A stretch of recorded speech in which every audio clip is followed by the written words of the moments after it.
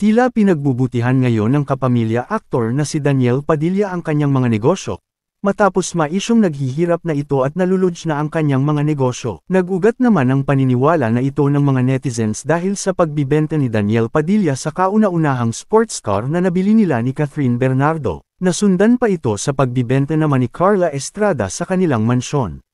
Bukod pa rito, naglabasan rin sa ilang mga vlog ng kilalang showbiz columnist na umano'y ibinibenta na rin ni Daniel Padilla ang iba pa niyang mga negosyo kabilang na ang franchise ng fast food chain nila sa Tacloban City, Leyte. Hindi naman nagbibigay ng anumang pahayag si Daniel Padilla sa lahat ng mga natatanggap niyang pambabatikos.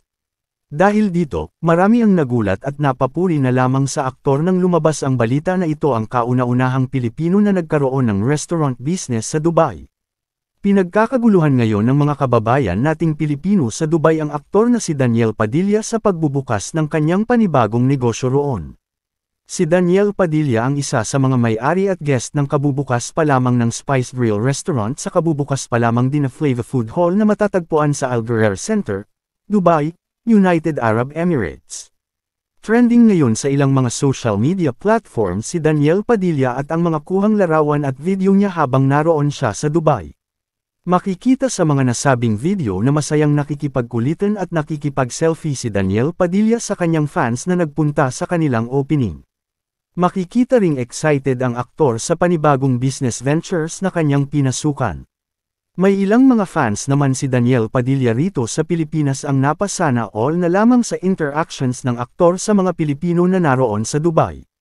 Ayon sa naging pahayag ni Daniel Padilla, malaki ang pinagbago ng lugar at talagang nakakabilib.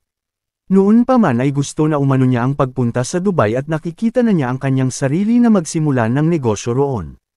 Dagdag pang pahayag ni Daniel Padilla na ang buong lungsod ay binuo sa paligid ng walang katapusang mga posibilidad at ang ideya na kahit anong maisip mo ay magagawa.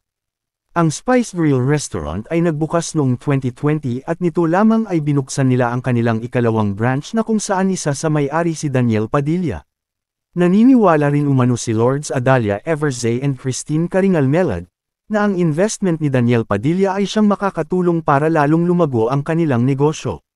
Isiniwalat rin nila na gumawa ang kanilang team ng panibagong recipe na exclusive lamang sa nasabing brand.